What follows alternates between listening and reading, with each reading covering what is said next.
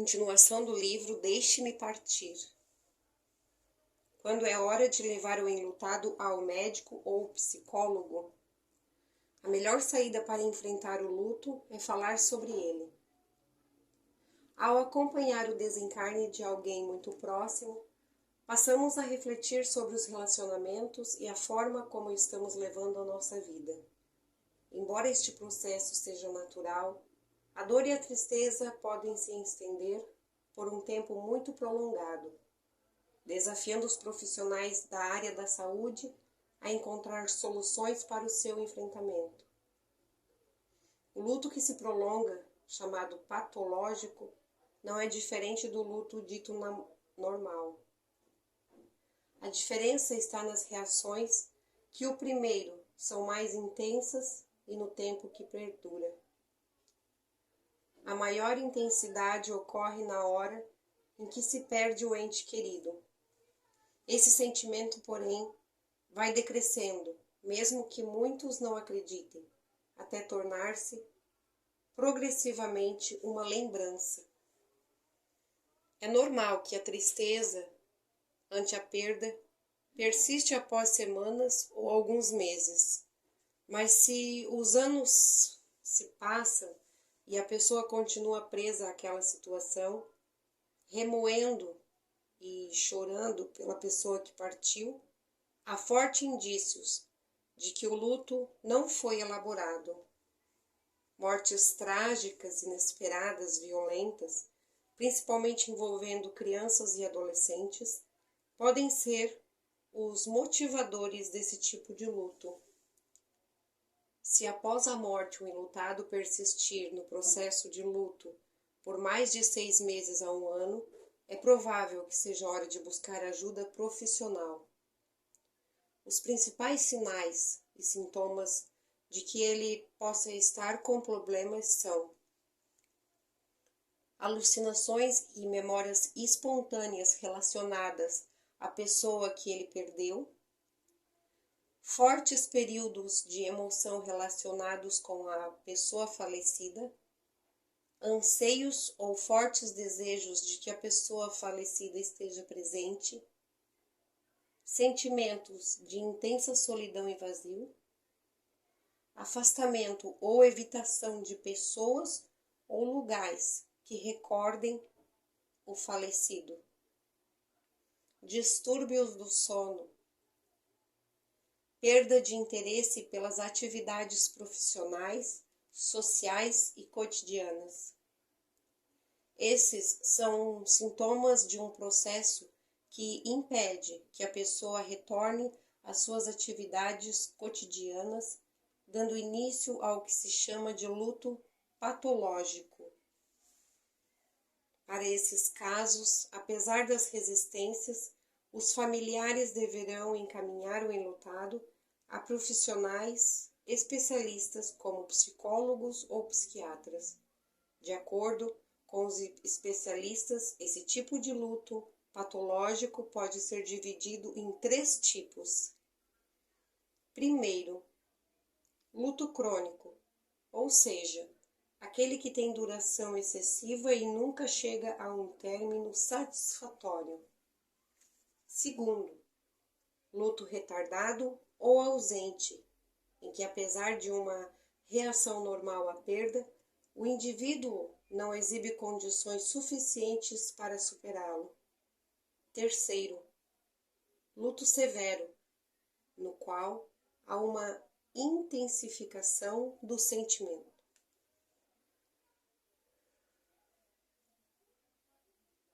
Os determinantes que podem provocar um luto patológico estão ligados às questões envolvendo o relacionamento com a pessoa que desencarnou, como quem era a pessoa que desencarnou, a natureza dessa ligação, a forma que esse desencarne ocorreu, a história de vida e etc.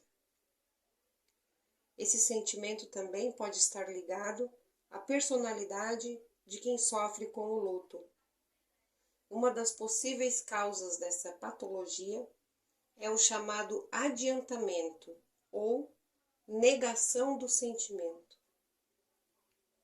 No luto adiado, ou seja, as reações imediatas à morte não são vivenciadas na ocasião e são associadas mais tarde por meio de outras situações com uma carga emocional que desencadeia o processo.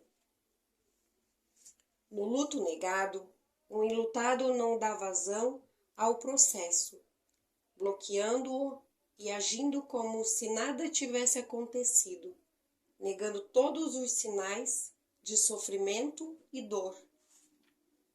Alguns vivem a sensação de deixar o sofrimento de lado e imaginam que a pessoa poderá chegar a qualquer momento, ou seja, acredita-se que o ente querido ainda está presente, silenciosamente observando e julgando.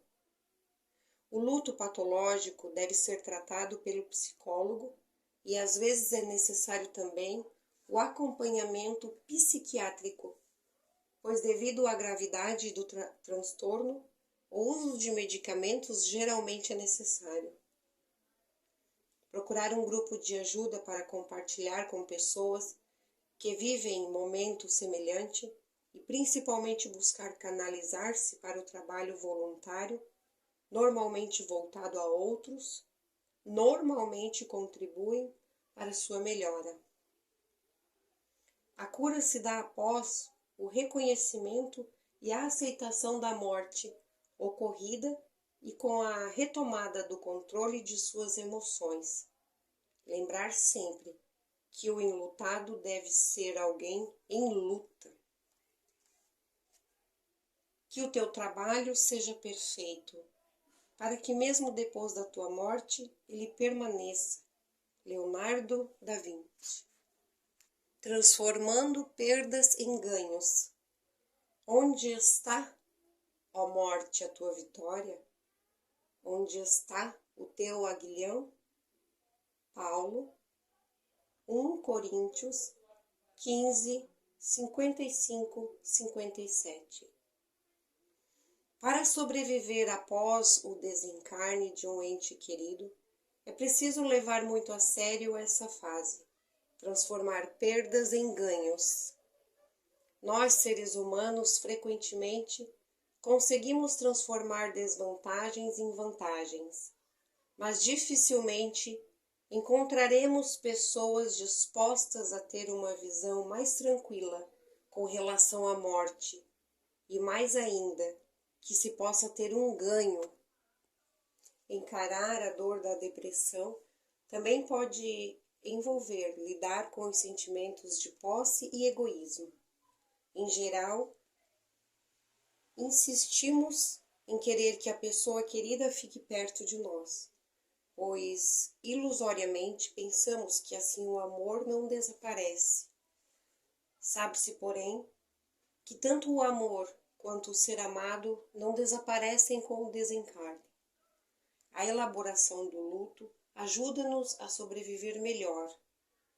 O apóstolo Paulo, ao falar sobre a morte, perguntou: onde está, ó morte, a tua vitória? Onde está o teu aguilhão? Para os que realmente acreditam na transitoriedade da vida física e sabe que a verdadeira vida é a espiritual, a qual é perene, a morte em si é encarada com serenidade, muito embora a saudade seja um grande desafio desse momento.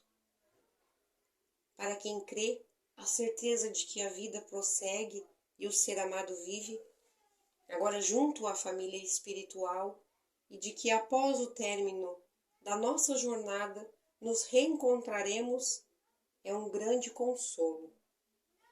Pensando e sentindo assim, temos condições de transformar o pensamento de que a morte seja um infortúnio. Certamente é um momento difícil, mas não desgraça, exceto para quem não crê na vida verdadeira, que se estende para além das portas da morte. No entanto, o amor por aquele que partiu não desaparece, assim como quem parte não desaparece, simplesmente muda de plano do físico para o espiritual. Aceitar a morte não significa desistir da vida, mas com a aceitação há um amadurecimento na confiança. Não há luta, mas uma abertura. Todas as nossas resistências são abandonadas. Ao afirmarmos isso, nós o fazemos calcados em exemplos que mostram ser possível transformar perda em ganho. E mais um número de exemplos se multiplicam. Destaco um. O cantor e compositor britânico Eric, que ao perder seu filho Connor de 4 anos, que caiu de uma janela de seu apartamento no 53º andar, trabalhou seu luto que, paradoxalmente, transformou-se no maior sucesso de sua carreira. Emocionou o mundo e elaborou seu luto, entrando em seu interior as ferramentas de que precisava para seguir em frente. Eu sou aquela mulher que fez a escalada da montanha da vida, removendo pedras e plantando flores. Cora Coralina. Aceitação e entrega. Mulher, eis aí teu filho. Filho, olha aí tua mãe. João 19, 26, 27. Postura de Maria de Nazaré diante da cruz. Francisco Cândido Xavier, melhor que ninguém, acompanhou o infortúnio de tantas mães que o procuravam, aguardando notícias de seus filhos desencarnados. Ele sempre afirmou que não conheceu dor maior do que a de uma mãe que perde seu filho. Dedicou-se por anos a esse trabalho de consolo, psicografando mensagens que ligavam os dois lados da vida. Maria de Nazaré é o símbolo da Mãe Universal. E ela também experimentou esse momento quando seu filho amado foi levado à morte no madeiro infamante. Ela nos legou o maior exemplo de entrega. Acompanhou-o até seus últimos momentos, quando Jesus pede a João, o evangelista, que a acolha dali para diante como sua mãe e que ela o aceite como filho. Foi o que aconteceu. Após a crucificação e a separação dos discípulos que se dispersaram por lugares diferentes, Maria segue para Éfeso, em companhia de João, que nunca esquecera as recomendações de Jesus na cruz. Filho, eis aí tua mãe. Os dois instalaram-se em Éfeso, no alto de uma colina de onde se avistava o mar. A casa simples e pobre atraiu um pouco tempo muitos necessitados que iam buscar ajuda e ouvir de Maria sobre a vida de seu filho. O próprio evangelista Lucas, mais tarde, colhe com ela as informações de seus evangelhos. Enquanto João pregava na cidade as verdades de Deus, Maria atendia a todos, transmitindo-lhes os mais puros sentimentos de ternura e amor. Paulo de Tarso conheceu-a, impressionou-se com a humildade daquela criatura que mais se assemelhava a um anjo vestido de mulher. Ele pretendia escrever um evangelho com as narrativas de Maria, mas sua tarefa era outra, a divulgação. e assim, ante suas constantes viagens, abandonou essa ideia. Maria nos dá o exemplo de que devemos construir algo com nossa dor. Antes de se revoltar diante da morte infamante de seu filho, faz sua entrega e vai socorrer os aflitos do caminho. Por intermédio da mediunidade de Ivone Pereira, no livro Memórias de um Suicida, temos notícias de que Maria mantém no plano espiritual atendimento no Vale dos Suicidas, representado pela Legião dos Servos de Maria. Ivone colheu as informações do espírito Camilo Castelo Branco, escritor português do século XIX, que aportou no mundo espiritual pelo suicídio. Foi socorrido amorosamente por essa equipe e levado ao Hospital Maria de Nazaré, um lugar de transição no mundo espiritual. Conta-nos ele, daquele momento em diante, estaríamos sob a tutela direta de uma das mais importantes agremiações pertencentes à Legião, chefiada pelo grande espírito Maria de Nazaré. Ser angélico e sublime, que na terra mereceu a missão honrosa de seguir com solicitudes maternais aquele que foi o Redentor dos homens. Assim, busquemos em Maria e em tantas mães que sobrevivem, exemplificando sua entrega, um caminho a seguir. Não nos detenhamos diante da dor, por mais que ela seja. Levantemo-nos e prossigamos no trabalho posto, que ajudando, nos ajudamos. A sua ausência nos causa profunda tristeza, mas relembrar as alegrias que você gerou entre nós é como se fosse aqui, estivesse presente. Autor anônimo.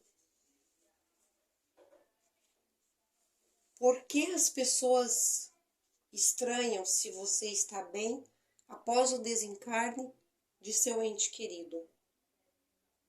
Para falar ao vento bastam palavras, para falar ao coração é preciso obras. Antônio Vieira.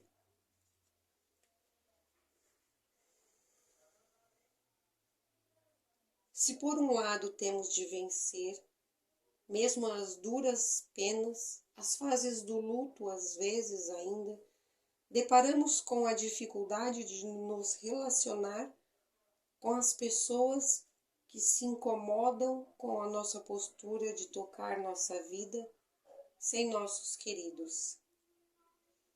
É comum ouvirmos em nosso grupo de apoio participantes dizer que foram criticados por estar bem, por parar de chorar, por voltar ao trabalho e seguir em frente. É de pasmar, mas muitas pessoas se sentem incomodadas com a superação desse momento.